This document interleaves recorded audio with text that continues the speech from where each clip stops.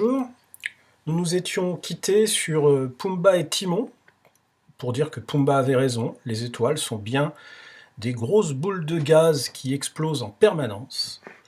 Ce qu'il nous a oublié de nous dire, c'est que le Soleil était aussi une étoile qu'on voit de près. Ici, on voit la taille de notre Soleil, de notre étoile par rapport aux autres planètes, et le tout petit point, là, tout ici, c'est notre planète à nous. On est dérisoire. Le Soleil renferme plus de 99,9% de la masse du système solaire. C'est un objet très massif, très puissant. En été, on voit bien que même si on est à 150 millions de kilomètres de lui, il nous chauffe beaucoup. Et donc c'est pour ça que là, dans cette partie, nous allons nous intéresser à notre étoile, notre Soleil, et pourquoi il faut la surveiller, parce que cet objet extrêmement massif et puissant, il est aussi très imprévisible, chaotique. Actuellement, on n'est pas capable de prédire ses mauvaises humeurs. Depuis plusieurs dizaines d'années, on le surveille beaucoup et on envoie de plus en plus des sondes dans l'espace pour l'observer.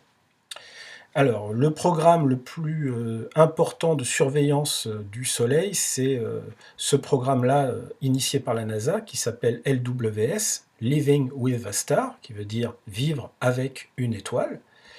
Et dans ce programme, donc c'est la coordination de sondes spatiales, il y en a plusieurs, de télescopes au sol qui analysent certaines parties du Soleil, et de laboratoires d'analyse aussi qui, eux, travaillent sur des simulations.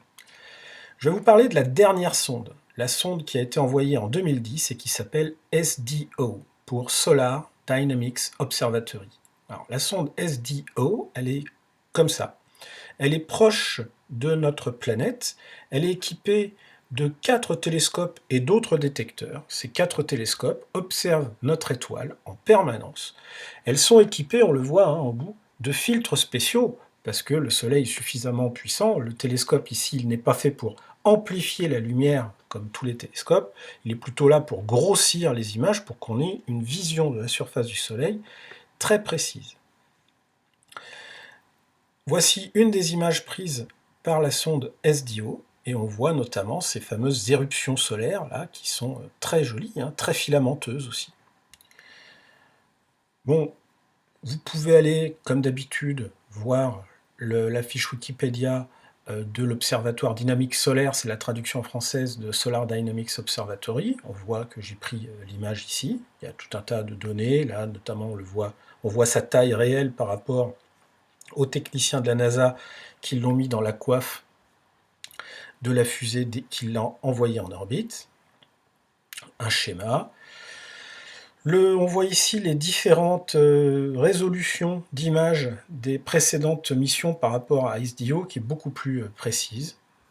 Et là, on voit les 4 télescopes de l'instrument principal qui scrutent depuis 2010 en permanence notre Soleil.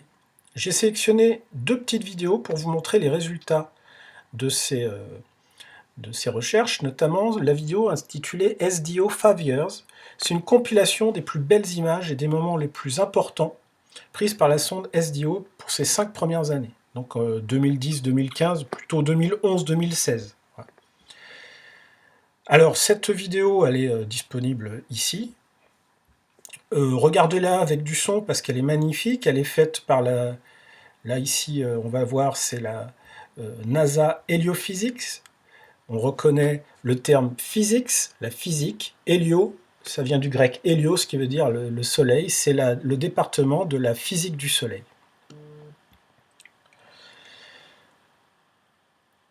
Il faut dire que là, les images que vous allez voir, ce ne sont pas des images générées par ordinateur. Ce sont des véritables images qui ont été filmées. Et ces images ont été choisies. Vous allez voir qu'il y a différents types d'images. Il y a ces images qui sont couleur or, là, comme on voit ici. Il y a aussi des images qui vont être plutôt rouges et des images qui vont être bleues. Ça, c'est parce que le Soleil est scruté avec différents filtres. Chaque filtre donne des informations différentes sur les différentes couches du Soleil. L'image que vous voyez actuellement, c'est une image de notre Soleil prise par la sonde SDO sur laquelle on est en train de zoomer. De loin, on avait l'impression que le Soleil était fixe, figé, et on voit que ça bouge, ça vit. La sonde SDO, pour la première fois, offre des images absolument sidérantes. Là, c'est c'est les meilleures images des 5 années, donc il y a vraiment la compilation d'explosions particulièrement impressionnantes, ou du passage de planètes devant le Soleil. Là, ici, vous voyez passer Mercure. Ça rappelle que la planète Mercure est vraiment toute petite par rapport à notre étoile.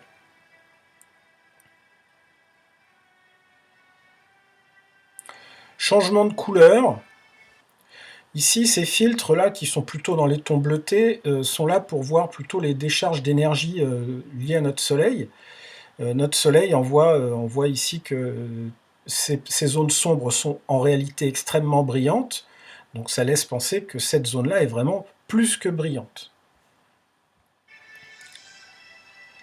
On voit ce qu'on appelle une éruption solaire, c'est-à-dire que le Soleil est une énorme explosion, donc toutes les explosions ont tendance à vouloir s'échapper, mais comme le Soleil est très très lourd, sa gravité a tendance à réaspirer toute la matière qui a voulu s'échapper. Heureusement, parce que sinon ces explosions pourraient aller jusqu'à notre planète et nous détruire complètement. La matière, quand elle retombe dans le Soleil, elle ne retombe pas n'importe comment, elle forme des boucles. Ça, c'est dû au champ magnétique extrêmement important de notre étoile, qui oriente la matière quand elle retombe. Et quand elle jaillit d'ailleurs. Là, vous voyez, il y a eu une explosion, et toute la matière qui est ici va être réaspirée par le Soleil, et on a des boucles de matière comme ça, très très incandescentes. Notre planète pourrait être contenue complètement, elle serait toute petite là dans cette boucle-là. Si notre planète était ici, elle serait instantanément volatilisée. Il vaut mieux être loin d'une étoile.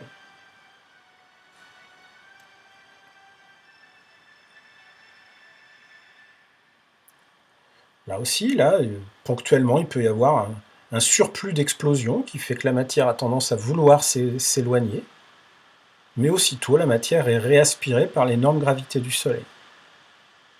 De toute façon, c'est comme ça depuis plusieurs milliards d'années. Là, ici, on a des explosions plutôt vues du haut, avec justement cette matière-là qui retombe sur le Soleil en formant comme des filaments. L'étude de ces filaments en dit beaucoup sur les propriétés internes du Soleil.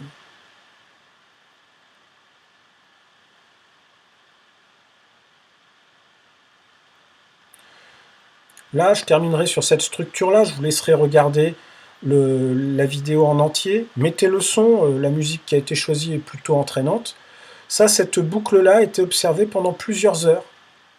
C'est une boucle de matière là, qui était entretenue par la surface. Tout ça, c'est de la physique très actuelle. On est en train d'étudier le Soleil pour être capable de prédire ces éruptions les plus violentes, tout simplement pour se mettre à l'abri, parce que les grosses colères du Soleil peuvent avoir une incidence sur notre planète. Donc je rappelle, prise de notes, les images montrées sont vues à travers des filtres, comme des super lunettes de soleil, c'est le cas de le dire. Le Soleil, c'est un équilibre entre des explosions thermonucléaires qui ont tendance à le faire gonfler, et la gravité qui a tendance à le comprimer. Et voilà, en fait, il pulse, notre Soleil. Donc là, c'était un best-of des plus belles images, avec aussi un jeu de zoom et de travelling. Là, ici, cette deuxième vidéo qui est ici, je l'ai choisie parce que vous allez voir, c'est en plan fixe, c'est une année, c'est l'année, tac, tac, tac, c'est l'année numéro 6. C'est l'année numéro 6 du Soleil filmée par la sonde SDO en accéléré.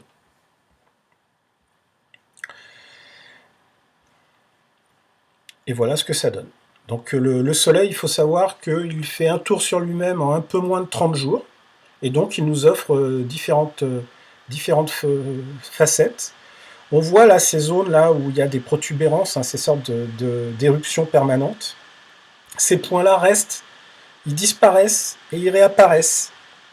Et puis il y a des cycles à moyen et long terme, où il y aura une grosse activité de ces éruptions, et d'autres fois un peu moins d'activité de ces éruptions.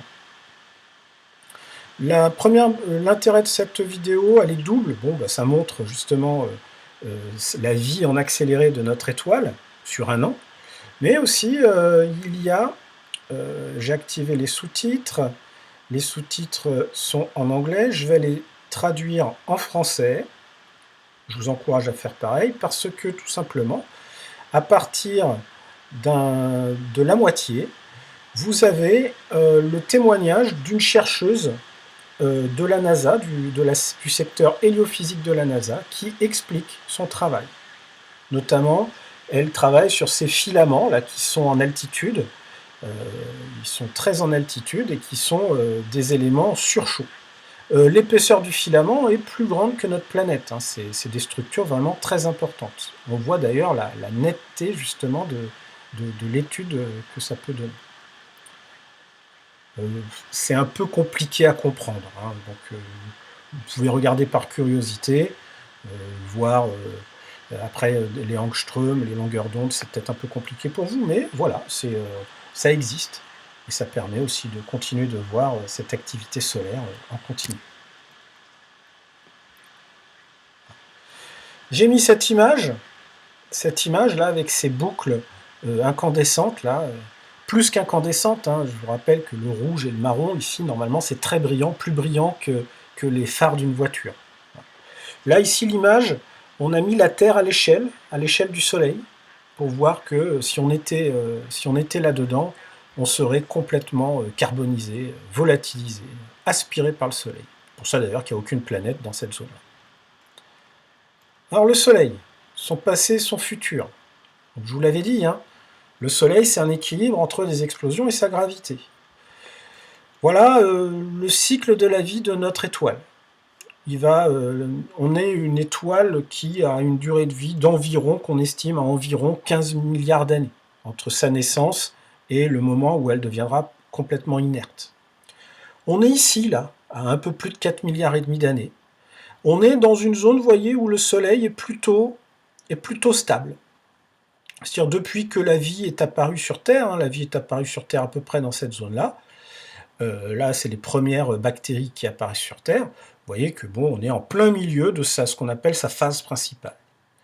Petit à petit, au fur et à mesure qu'il brûle notre Soleil, qu'il explose thermonucléairement, il consomme de la masse et donc sa gravité va baisser un petit peu et les réactions thermonucléaires vont commencer à le faire gonfler et se réchauffer.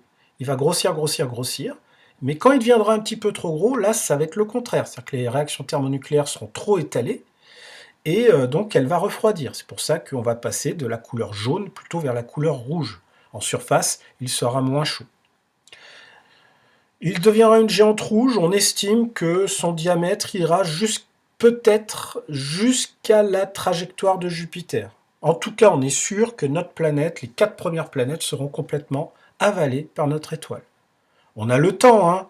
Allez, on a encore un peu plus de 2 milliards d'années pour réagir, pour trouver une solution ou vivre ailleurs.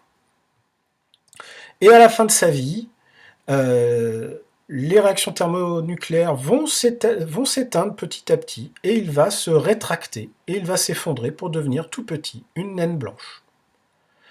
Vous avez peut-être déjà entendu parler de nova ou supernova, ces étoiles qui explosent dans un grand fatras. Notre Soleil est entre guillemets trop petit, vous avez vu que notre Soleil est immense, mais il est trop petit pour terminer en explosion magistrale.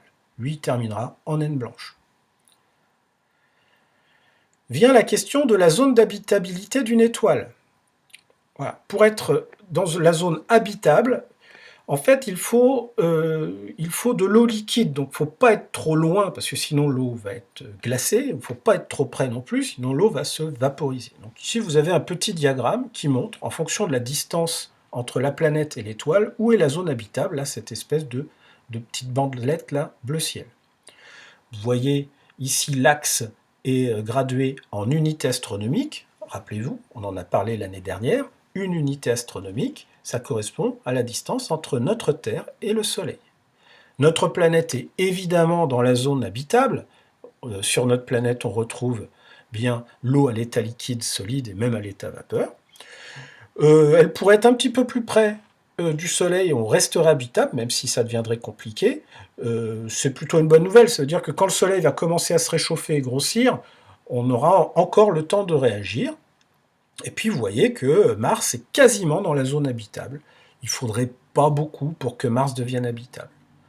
Attention, on peut très bien avoir des conditions propices à la vie en orbite autour des grandes géantes gazeuses, sur des petits satellites, mais là, à ce moment-là, on se retrouverait plutôt sous la surface, notamment sous les surfaces gelées de ces planètes. C'est pour ça que là, la zone habitable, on parle de la zone habitable en surface.